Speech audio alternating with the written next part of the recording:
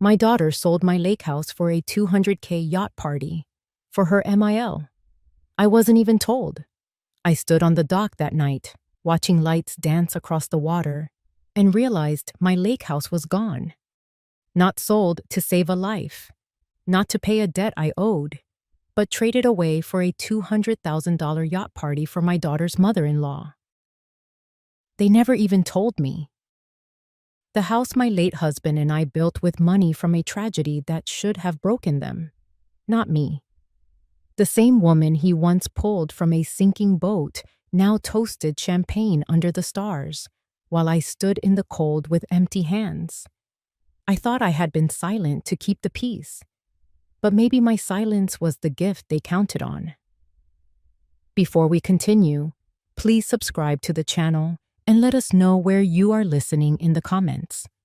Subscribe if you know what it feels like to be treated as a burden, even when you carry the whole family on your back. To understand how I found myself standing there that night, you have to understand the life they tried to take from me. It began with the mornings. Yesiun. The mornings by the lake always felt like they belonged to me alone. The water at that hour was still enough to mirror the pale pink of the sky, and the air carried the scent of pine mixed with a faint trace of wood smoke from cabins that kept their fires burning through the night. I had learned every ripple of this shoreline over the years, and could tell when a family of geese had passed before sunrise, or when a storm was rolling in by the way the clouds hung heavier over the far ridge. That Tuesday started the same as countless others. I slipped into my worn cardigan, one my husband used to say made me look like I was wrapped in an old quilt, and stepped onto the back deck with my coffee. The mug was warm in my hands, a steady comfort against the chill. Somewhere near the North Bend, a loon called out, its echo stretching across the water. I always stopped to listen when that happened. It was a sound that had outlasted storms, droughts, and more than a few changes in my life. Inside, the kitchen clock ticked steadily, pulling me toward my morning shift at the town library. After my husband passed, the library became my anchor, a place where the simple rhythm of sorting books and helping neighbors grounded me in a life that still mattered. On my way, I looked back at our house, Tahoe Sunset, its weathered boards holding the story of how we used an insurance settlement to build something beautiful from pain. Driving into town was part of that same comforting routine. Through the bakery window, I spotted Walter Pike lost in his morning crossword. He lifted a hand in greeting, and I returned it with a smile. Another small piece of the quiet life I believed was unshakable. The day moved along the way most days did. By lunchtime, the sun had burned away the mist, and the lake outside the library windows glittered like someone had scattered a handful of coins across its surface. A few tourists wandered in to ask about the local trails. I pulled a pamphlet from the rack, pointing out my favorites and warning them about the switchbacks that could turn a casual walk into a calf burner. Around 3, I locked up and headed to the small historical museum across the street where I volunteered twice a week. I had always been drawn to the old maps and black and white photographs of the town in its early days. There was something steadying about looking at those faces, knowing they had lived through hardship and joy just the same as we do now. That afternoon, I was cataloging a box of letters donated by the Dawson family when I noticed a familiar voice in the next room. Tessa Quinn, the real estate agent who had been working the lakefront properties hard all summer, was chatting with the museum director.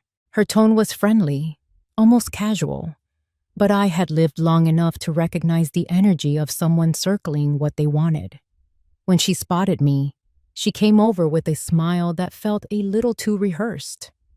She complimented the museum, then, almost as an afterthought, asked how long I had owned Tahoe Sunset. I told her it had been decades, long enough for the boards on the deck to memorize the shape of my feet. She laughed politely, then tilted her head and said the market had never been hotter, that a house like mine could fetch more than I probably imagined. I told her I wasn't selling. Not now, not ever. It was the kind of statement I didn't need to raise my voice to make. She nodded, said she understood completely, but her eyes lingered just a second too long, like she was already picturing a listing photo. That evening, I returned home and settled on the deck with a book.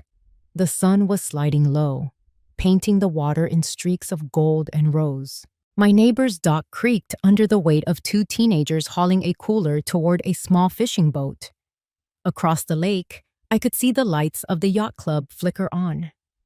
I remember thinking how quiet the water was that night, how the air felt like it was holding its breath. I didn't know it then, but that quiet was the kind you only notice when something is about to change. It settles over you like a blanket, comforting and heavy at the same time. After dinner, I rinsed my plate and leaned against the sink, looking out the kitchen window toward the dock. The reflection of the moon was beginning to shimmer on the surface, and for a moment, I felt a wave of gratitude for this place, for the life it had held together for me all these years. I had no idea that somewhere, beyond the calm of the lake and the safety of these walls, someone else was making plans for it without my knowing. It would be weeks before I understood how far those plans had gone. That night, all I saw was my home in the fading light, steady and sure, the way it had always been. And I believed, without question, that it would stay that way. The first time I saw the lights from the yacht that night, I was still stacking kindling by the back door. The glow came from across the lake, brighter than anything I had noticed there before. The sun had dipped just far enough to let the evening take over, and the reflection of those lights stretched in long ribbons over the water, moving gently with the current. From my deck, I could hear faint music, not the kind played at the local bar on weekends, but something richer, polished, layered with the sound of laughter. I set down the last bundle of wood and stayed at the rail for a moment, my eyes adjusting to the scene across the water. The yacht was larger than anything I had seen on Tahoe in years, sleek and white, with 2 levels strung in gold lights.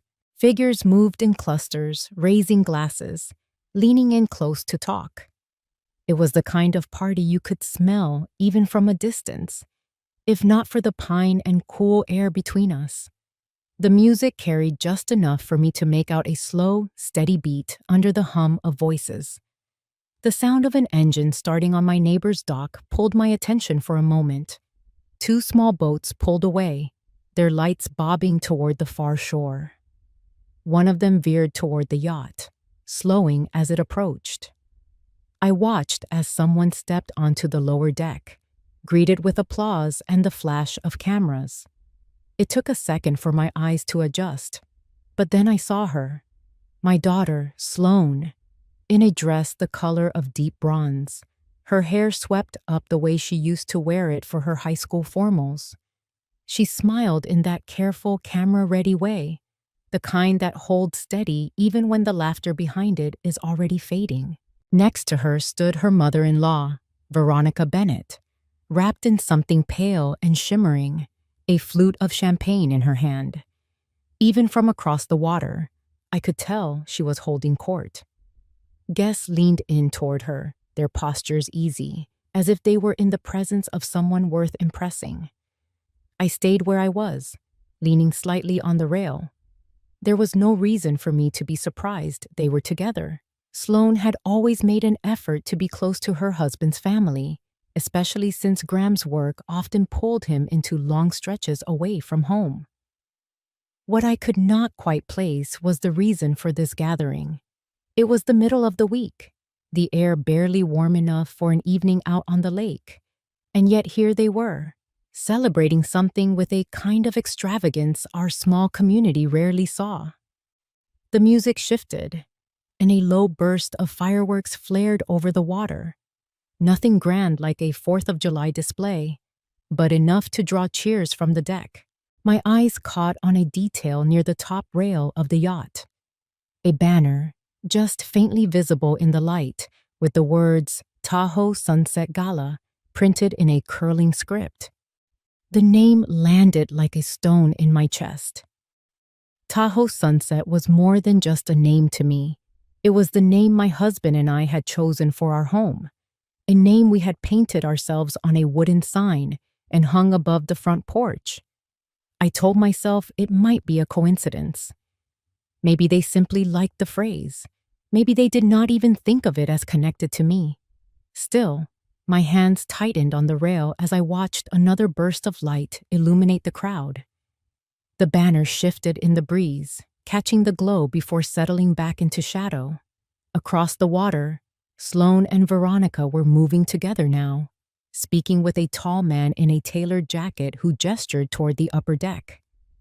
They laughed, the kind of laughter that tilts the head back just slightly, and the group moved out of view. I stayed a little longer, letting the cool air wrap around me. There was no point in speculating about what they were doing, I told myself. People had parties. People used names without thinking. Not everything was meant to hold a deeper meaning. Still, I could not quite shake the way my daughter's hand rested lightly on Veronica's arm as they stepped inside. I had seen Sloane do that before when she was younger, a small, unconscious gesture reserved for people she wanted to please. When the music faded into something softer, I went inside, closed the sliding door, and drew the curtains against the view. In the quiet of my living room, the faint thump of the bass became nothing more than a background hum. I made tea, set it on the table beside me, and picked up a book I had been meaning to finish. But my eyes kept returning to the window, to the place where the reflection of those lights had danced across the water. By the time I finally turned out the lamp, the party was still going. The hum of it followed me upstairs, weaving its way into the stillness of my bedroom. The sound was soft but steady, like a reminder I could not yet interpret. I told myself it was just a gathering on the other side of the lake, a night that would pass without touching me. I believed it then, because there was no reason not to. I did not yet know how wrong I was. 2 mornings after the party, the lake was hidden under a pale fog, the kind that made the shoreline vanish just a few feet from the dock. I was clearing the breakfast dishes when the mail truck pulled up at the end of the drive. It was unusual to see it so early, and even more unusual for the driver to walk the length of the gravel path instead of leaving the bundle in the roadside box. He handed me a large manila envelope, the kind used for official documents, and gave a polite nod before turning back toward his truck. I carried it to the kitchen table, the paper slightly damp from the mist. My name was printed neatly in the center, and the return address belonged to the county recorder's office. I opened it without thinking much, expecting perhaps a tax notice or some routine update on property lines. Instead, a packet of documents slid onto the table, clipped together in a way that made my hand still. The first page was bold with its heading, a property transfer confirmation, listing Tahoe Sunset as the subject property. My eyes moved over the text once, then again, as if reading it twice would correct the meaning. The house was no longer in my name. The new registered owners were listed as Graham and Sloane Bennett. The transfer date was the same as the night of the party. I flipped through the rest of the packet, each page making my chest tighten. There was a record of sale, a notarized statement, and a scanned signature that was meant to be mine. It was in my handwriting, at least in the way it curved and slanted, but something about it felt off. The ink in the copy was sharp, too perfect, as though it had been lifted from another document. The more I stared at it, the more I felt the ground shift under me. I reached for the phone and called Sloane. She answered on the second ring, her voice bright at first, then careful once she heard mine. I told her about the envelope, about the transfer papers in my hands. There was a pause on the line long enough for me to hear the faint background noise wherever she was. She spoke slowly, explaining that it was the right decision, that the house had become too much for me to maintain. She said she and Graham had taken care of everything, that I did not need to worry. I listened, letting the words pass through me without catching hold. When she finished, I told her I had never agreed to sell, never signed any papers. Her tone shifted, softening in a way that was meant to sound reassuring. She said I must have forgotten, that it was all handled for my benefit. The conversation ended without a clear resolution, her last words trailing into static as she said she would call me later. I sat at the table long after the line went quiet. The documents lay in a neat stack before me, the county seal embossed at the bottom of each page. It felt strange, how official the theft of something could look when dressed in the right paper and ink. Later that afternoon, I drove into town and stopped at the bank. The teller, a young man who had grown up in the area, greeted me with his usual politeness. I asked to see if any deposits had been made in my account in the past week. He checked, then shook his head gently, saying there had been no recent changes. Whatever money had come from the sale had not passed through my hands. From the bank, I went straight to the county office. The woman behind the counter printed the transaction history for the property. She explained that the transfer had been processed electronically, with a digital notarization attached. I asked to see the original file. She slid it across the desk, the image of my supposed signature staring back at me. Underneath, the notary stamp glared in dark ink, accompanied by a date and time. The time caught my attention first. It was just after 8 in the evening on the same day as the yacht party. I thought back to that night, standing on my deck and watching the glow across the water. I had been here, on my property, not signing anything. The realization settled over me like cold rain. Someone had used an old copy of my signature, attaching it to a document I had never seen, while I stood outside looking toward a celebration I had not been invited to. By the time I left the county office, the fog had burned off, and the afternoon sun was bright against the pavement. The warmth did nothing to ease the tightness in my chest. I drove home slowly, each turn of the road heavy with the knowledge that Tahoe Sunset was no longer legally mine. When I pulled into the drive, the first thing I noticed was the small change to the front porch. The wooden sign with the name of the house was gone. The hooks where it had hung for decades were empty, leaving 2 pale outlines on the siding. I stood there for a long moment before going inside.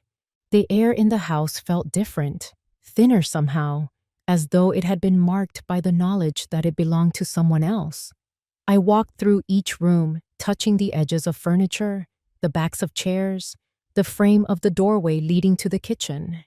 Nothing had moved yet, but the sense of possession had shifted. Even the familiar creak of the floorboard by the hallway seemed less like a quirk and more like a goodbye.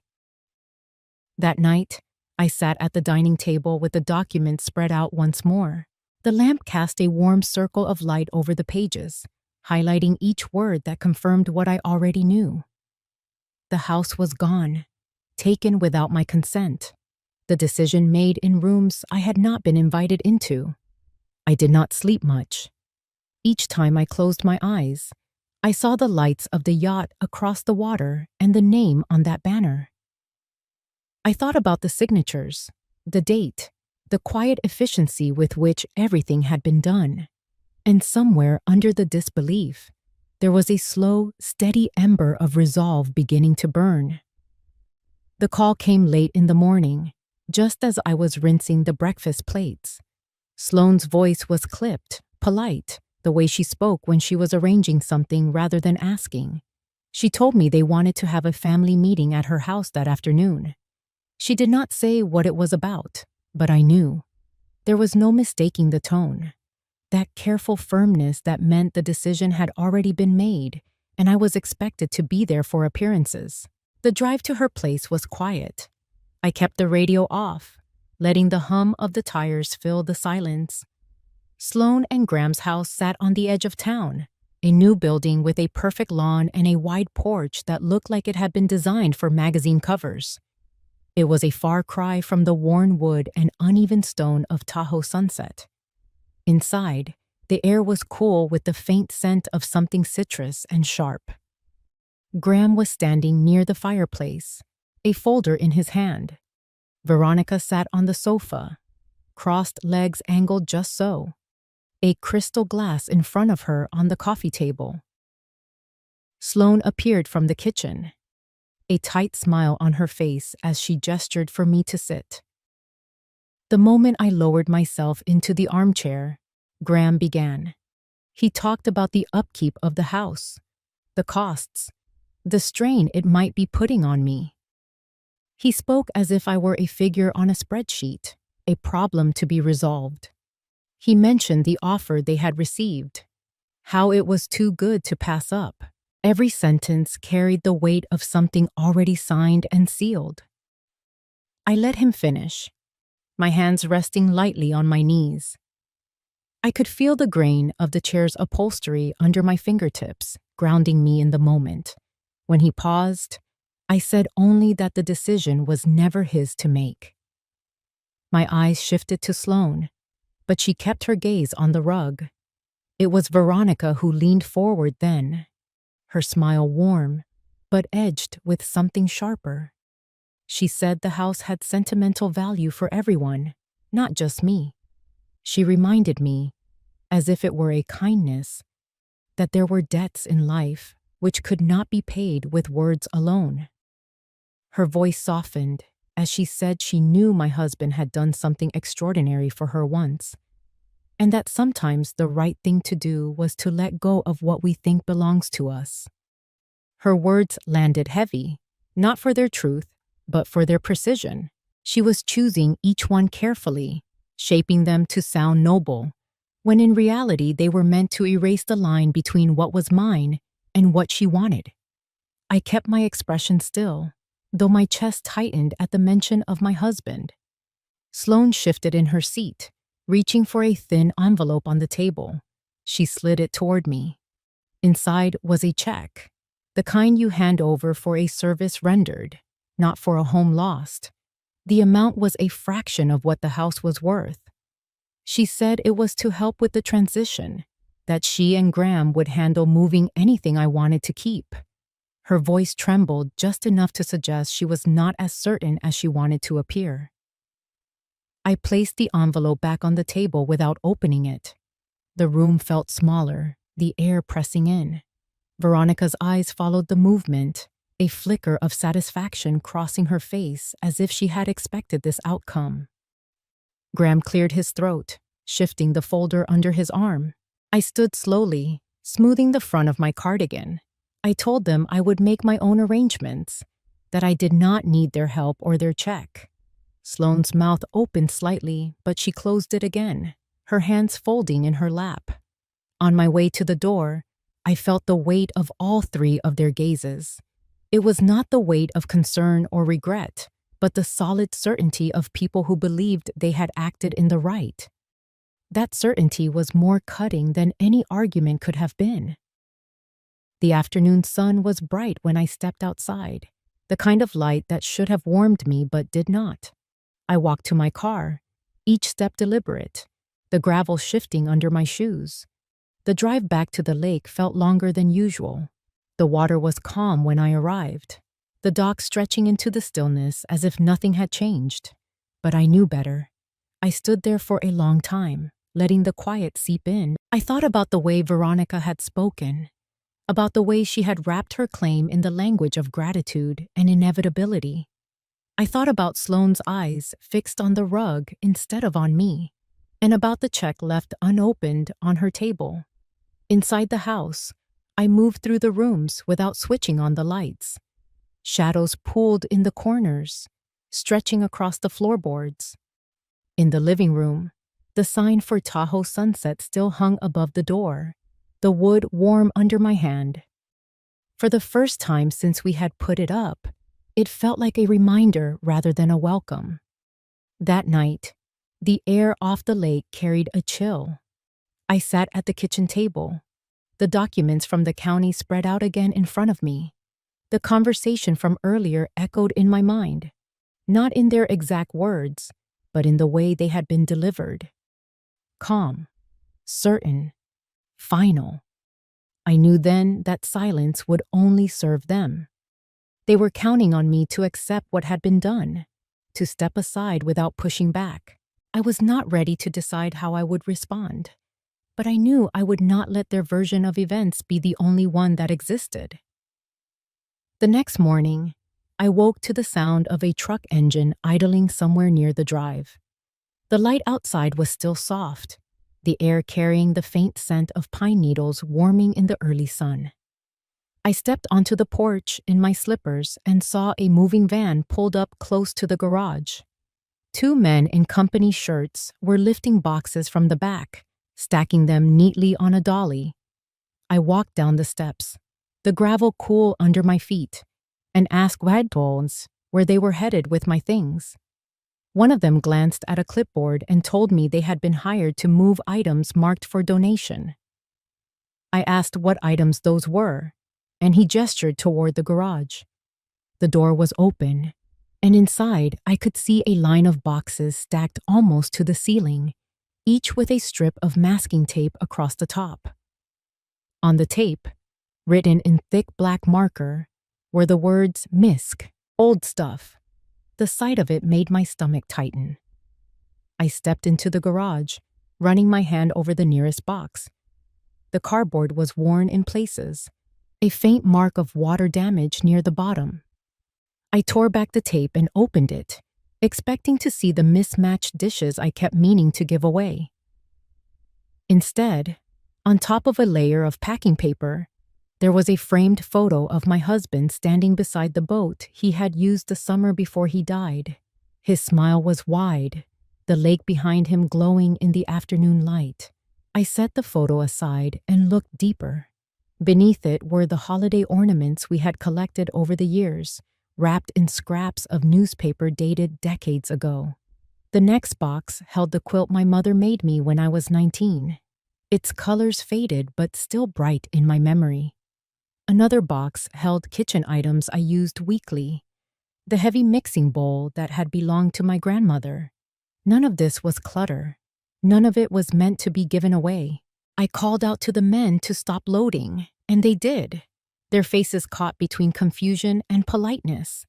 I told them these things were not to be donated, that they would be staying here until I decided otherwise.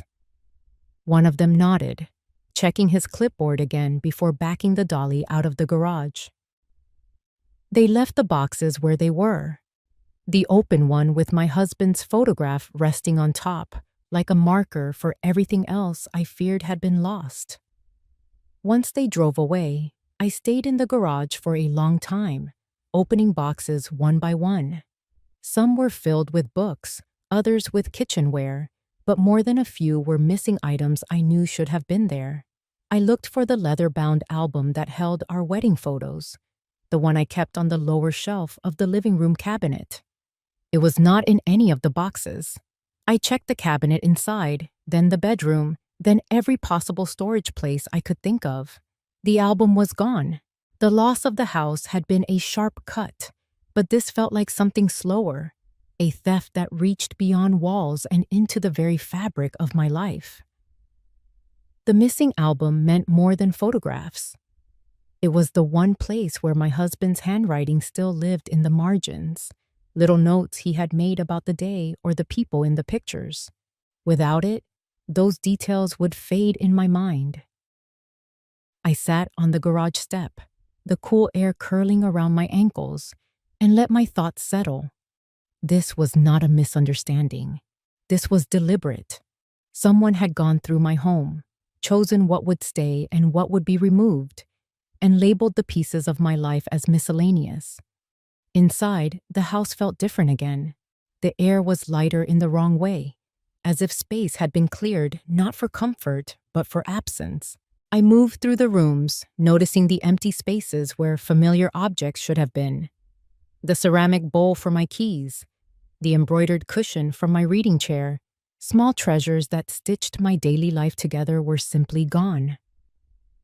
I stopped in the living room, letting my eyes travel over the mantel.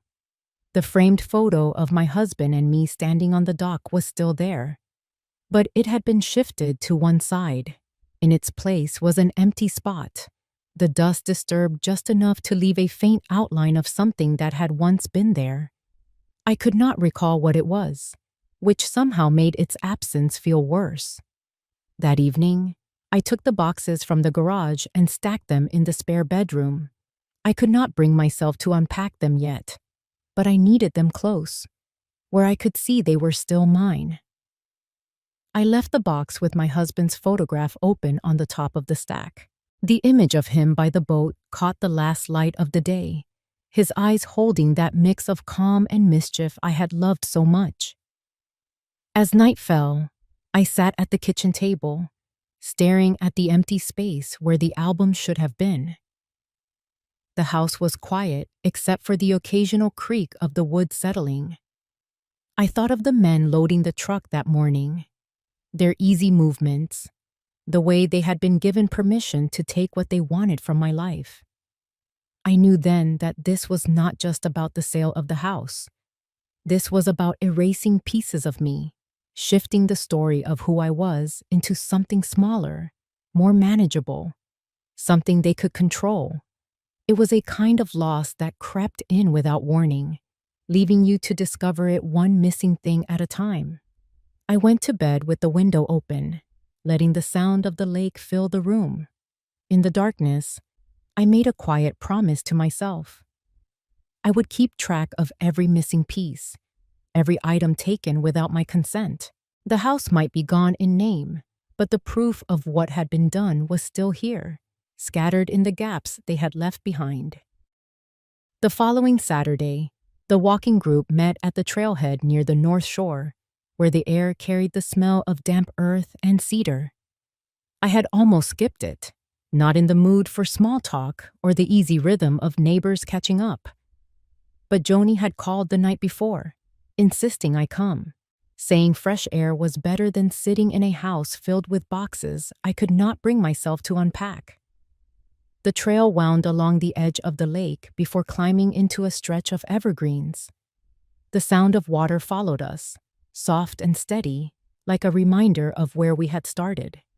Walter Pike fell into step beside me about a mile in. His stride was measured, hands tucked behind his back when he wasn't pointing out a bird call or a track in the dirt. Walter had been a fixture in town for as long as I could remember, a man who approached conversation like he approached numbers, with patience, precision, and an ear for details most people missed. That morning, he asked how I was holding up, his voice low enough that it didn't carry to the others. I told him only that things had been unsettled. He nodded, and for a few paces we walked without speaking. Then he mentioned seeing unusual activity at my place earlier in the week. He had been out on his deck with his binoculars, watching for the early arrival of a flock of mergansers, when he noticed the moving truck. He asked if everything was all right with the sale. I told him there had been no sale as far as I was concerned, not one I had agreed to. His brow furrowed slightly, but he let it be, as though filing the information away for later. As we rounded a bend, the lake came into view again, a wide stretch of silver under the mid-morning sun. Walter slowed his pace, looking out over the water.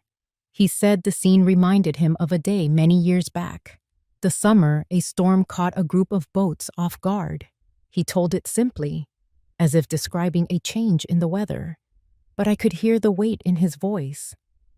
A sudden squall had rolled in from the west, and one of the smaller boats had gone over, throwing its passengers into the water. I felt the skin along my arms tighten before he even finished. He said he remembered the rescue well.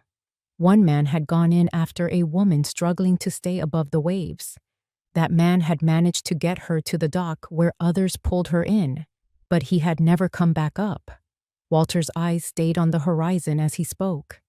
He said he believed my husband had been that man, and that the woman was Veronica Bennett. The air between us shifted. I told him I knew my husband had drowned helping someone that day, but I had never known for certain who it was. Walter nodded, his mouth set in a line that suggested there was more he could say. He told me he had seen Veronica the next week in town, standing in front of her salon with a cigarette in one hand and a glass in the other, smiling like nothing had happened. The image had stuck with him all these years. We kept walking, the conversation moving to other things, but my mind stayed anchored to that story. The lake felt different now, its surface hiding more than water.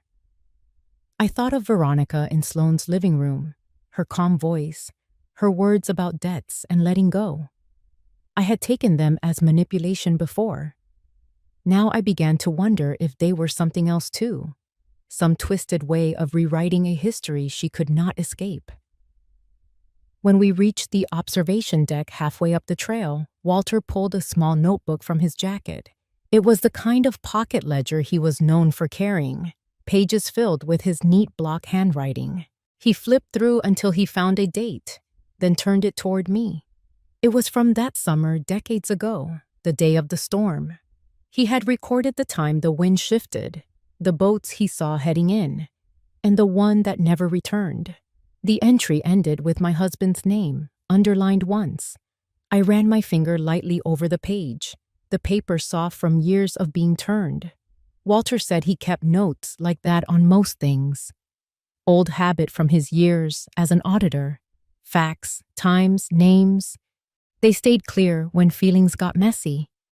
He offered to make me a copy if I wanted. I told him I did. The rest of the group caught up then, and the easy chatter of neighbors filled the space between us. But the ledger stayed in my mind as we made our way back down the trail. It was proof of something, even if I wasn't yet sure how to use it. By the time we reached the parking lot, the sun had risen high enough to burn away the last of the morning haze. Walter handed me a folded slip of paper with his phone number written at the top and a note that he'd drop by the library next week with the copy. His eyes held the kind of steady patience that told me he was not offering help out of pity, but out of respect for the truth. Driving home, I kept seeing the water closing over my husband's head, the way Walter must have remembered it. The image mixed with the sight of Veronica on that yacht, her smile lit by party lights. The years between those two moments collapsed into something sharp. When I reached the house, I stood for a moment on the deck, looking out at the lake. The breeze carried the faint smell of sap from the pines, and somewhere a loon called. I thought about the ledger, about the dates and times written in Walter's careful hand, and about how some things, no matter how long they stay buried, find their way to the surface again. The library smelled faintly of old paper and lemon polish, a scent that always made me think of the hours I had spent here as a younger woman, shelving books in exchange for the kind of calm you cannot buy. Now, the calm felt different, heavier, as though the air itself knew I was not here for pleasure. Walter had kept his word. 2 days after our walk, I found an envelope in my mailbox, his careful handwriting across the front. Inside was a photocopy of the ledger page and a short note saying he believed there might be more in the town archives. It was enough to push me past the hesitation that had been slowing my steps. The archives were tucked behind the main stacks, in a room where the carpet had worn thin along the paths most often walked. Mrs. Larkin, the head librarian, looked up from her desk when I came in, her glasses sliding down her nose. She had known me for decades, and in her quiet way, she understood the difference between casual curiosity and a search weighted with purpose. I explained that I was looking for records from the summer of the storm, specifically anything related to boating accidents or emergency calls. She led me to a wall of bound ledgers and rolled out a narrow ladder. Together we pulled down the volumes from that year, each one thick with the neat looping script of clerks long gone. Hours passed in the small hum of turning pages. Most entries were mundane: permits for fishing, notices about dock repairs, a parade schedule. Then, in the middle of July, The script shifted slightly, the ink darker, the words closer together. There it was, a report of a fatal incident on the lake during an unexpected squall. The victim, Daniel Hart, had gone into the water attempting to assist a capsized boat. 2 passengers were rescued. Names were listed, and one of them was Veronica Bennett. I traced the letters with my fingertip, feeling the paper's faint ridges under my skin. There was no embellishment, no note about the man's family, just the plain record of what had happened. Mrs. Larkin stood quietly beside me until I closed the ledger.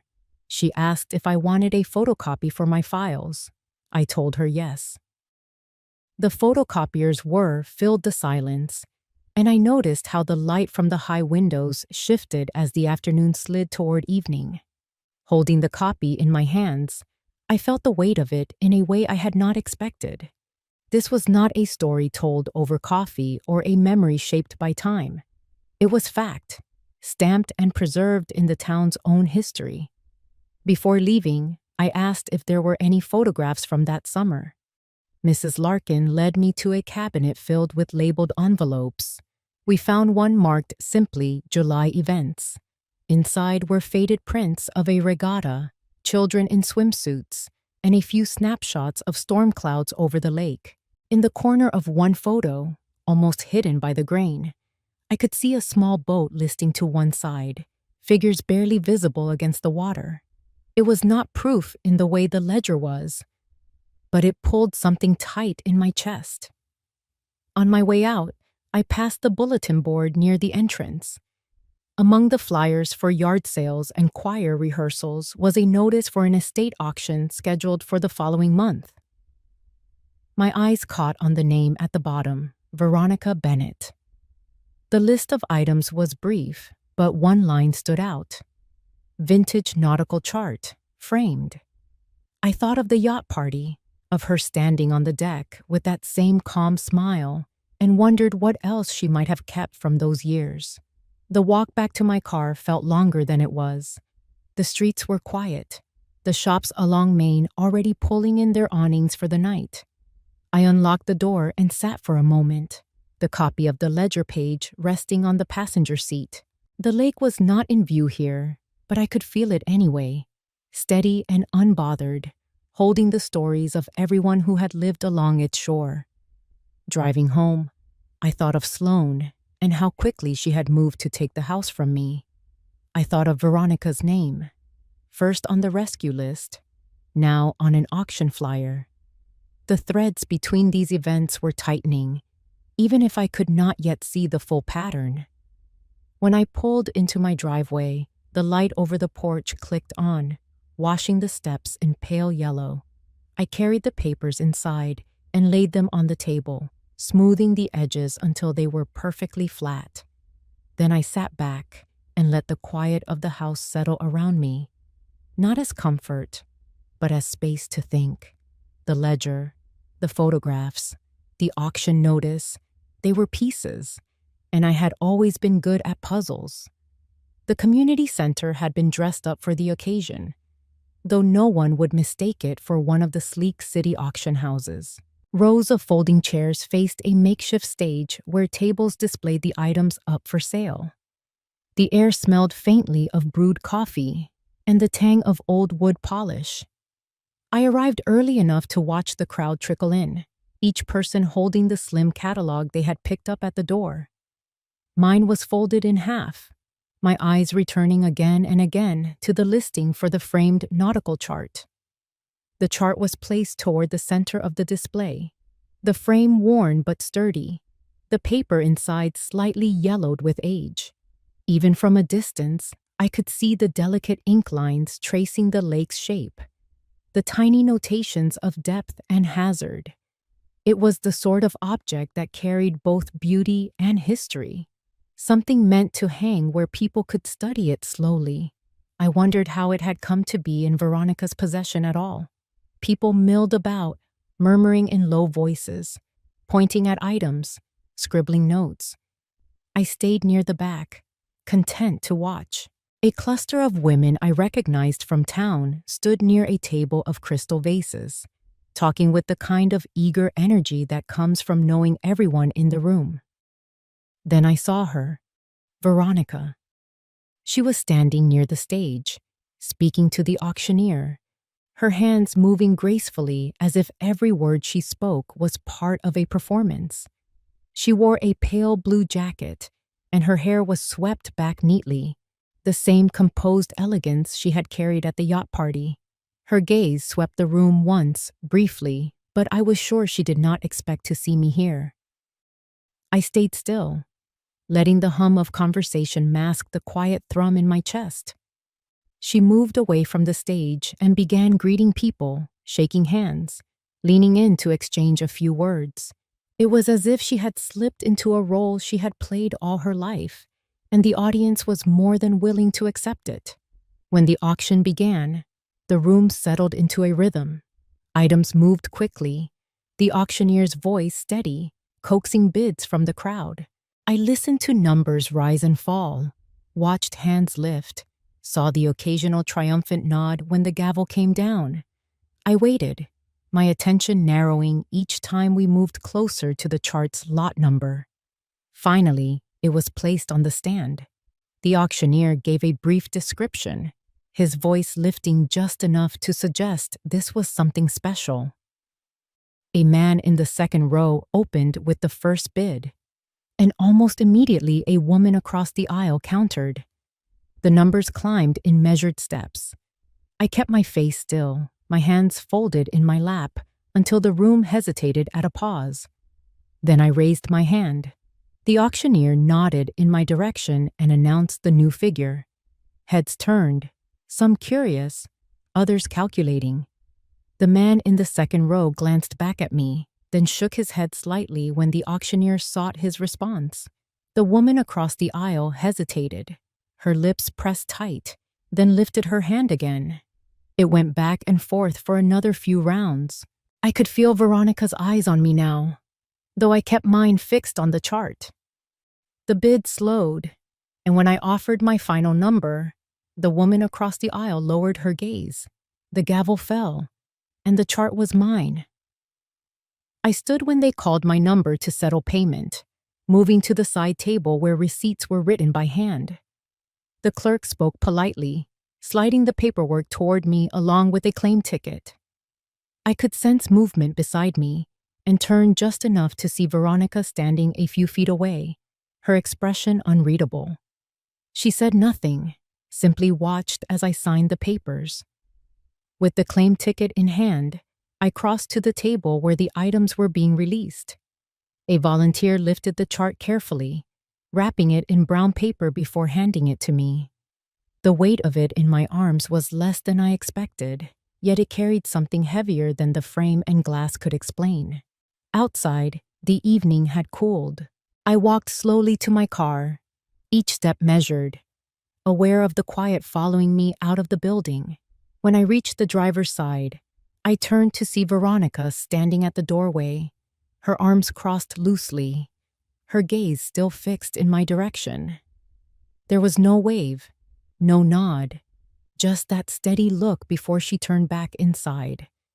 I placed the chart gently across the back seat and closed the door. The drive home passed in silence, the streetlights casting long pools of gold across the pavement. Once inside, I unwrapped the chart and set it on the dining table. My eyes traced the ink lines again, noting the small hand-drawn markings in the lower corner, initials so faint they could be missed entirely. They were Daniel's. I sat at the table long after the house had gone still, the chart spread before me under the glow of the lamp. My fingers traced the faint initials again, feeling the indentation in the paper where the pen had pressed years ago. Daniel had marked this himself, not as a sailor's note, but as a private signature. It was proof that the chart had been ours, that it had hung on the wall in the lake house before Veronica ever set foot inside. Memories began to string themselves together in my mind. I remembered Daniel studying this chart on quiet evenings, his reading glasses slipping down his nose. He would lean in close, murmuring about hidden coves and currents that shifted with the wind. Seeing his mark there now was like hearing his voice again, low and steady, telling me to look closer. I pulled out a folder from the sideboard where I kept old photographs. There it was, a picture of Daniel standing in the living room of the lake house, the chart on the wall behind him. His hand rested on the frame, his wedding ring catching the light. In the corner of the photo, a reflection in the glass showed a younger me, holding a tray of coffee. That image was more than nostalgia. It was evidence. The next morning, I drove into town and stopped by the small law office on Main Street. I had known Albert, the senior partner, for years, though we hadn't spoken much since Daniel passed. I laid the photo on his desk without explanation. He studied it for a long moment, then looked at me with that careful stillness lawyers have when they sense a fight coming. I told him about the sale of the lake house, about the yacht party, about finding the chart. His jaw tightened as I spoke. He asked if I wanted to make this official. I told him I wanted it documented, in a way that no one could twist. He nodded, pulled a form from his drawer, and began writing. When I left the office, the air felt sharper, cleaner. I wasn't rushing toward anything, but I wasn't standing still anymore either. 2 days later, I drove out toward the lake. The property sat quiet, the water lapping gently against the dock. From the road, I could see the new owner had made changes. Fresh paint on the siding, new Adirondack chairs lined up facing the water. But the soul of the place was the same. I parked down the hill and walked the narrow path Daniel and I had worn over years of weekends. My shoes sank slightly into the damp earth. I paused at the edge of the property, not stepping onto the deck, just letting my eyes take in the view. The wind carried the faint sound of laughter from somewhere farther down the shore. My gaze shifted to a boat moored in the distance. Even from here, I could tell it was the same yacht from the party, Veronica's yacht. She must have spotted me, because minutes later, she appeared on the deck of the lake house. She stood very still for a moment, then descended the steps slowly, her face set in a calm that felt practiced. I didn't move. She came close enough that I could see the faint shimmer of lipstick, the small gold pendant at her neck. We exchanged only a few quiet words, the kind that sound polite on the surface but carry barbs underneath. She made a remark about how change was inevitable, how memories could live anywhere if one let them. I said nothing, but my hand rested on my bag where the photograph and chart were tucked safely inside. When I left, she remained on the deck, watching me go. I didn't look back until I reached the car, and when I did, she had turned toward the lake, her figure framed by the afternoon light. The summer festival in town was always a crowded affair, full of booths, music, and the smell of fried food drifting through the streets. I hadn't planned on attending, but Albert had asked me to meet him there. He had arranged for the Historical Society to display artifacts from the lake's past, and among them was the nautical chart. It hung in the center of the display, unwrapped, its details visible to everyone passing by. Beside it was the enlarged photograph of Daniel, with a small placard explaining its provenance. People stopped to study it, leaning in to read the description, tracing the lines on the map with their eyes. I stood back, blending into the crowd. At some point, Veronica arrived. She was with a small group, laughing at something one of them had said, but her expression shifted the moment she saw the display. Her steps slowed. She read the placard, her face still, and then she turned, scanning the crowd until her eyes landed on me. I didn't approach her, and she didn't come to me. Instead, she lingered by the chart for a while, then left without a word. The moment felt less like a confrontation and more like a quiet declaration. The chart was no longer hers to hide. Weeks passed, and the legal matters moved forward quietly. The paperwork Albert had filed ensured the sale of the lake house would be reviewed. Veronica sent no word, made no gesture toward reconciliation. That was fine. I wasn't seeking an apology from her. One evening, as summer tipped toward autumn, I took the chart down from its temporary place on my wall and carried it out to the porch. The sun was setting over the hills, the lake in the distance catching the last light. I sat with it across my lap, my fingers resting lightly on the frame. It wasn't about the property anymore. It was about the truth of what Daniel and I had built together, and the quiet certainty that no one could rewrite it. The lake house might stand under someone else's name now, but the life we had there remained untouched in my memory, anchored in the lines of this map. I thought about the years I had chosen silence, believing it would keep the peace. I realized now that silence had only ever served those who wished to speak over me. In the soft dusk, with the weight of the chart steady in my hands, I felt something loosen inside. The water in the distance was calm, the surface broken only by the glide of a single boat heading toward the far shore. I watched until it became a small shadow against the darkening sky. Then I rose, carried the chart back inside, and closed the door. If you enjoyed this story, please like the video, subscribe to the channel, and comment 1 below. If not, feel free to comment 0 so we know and can improve future videos. To hear the next story, click the box on the left. Thank you for watching.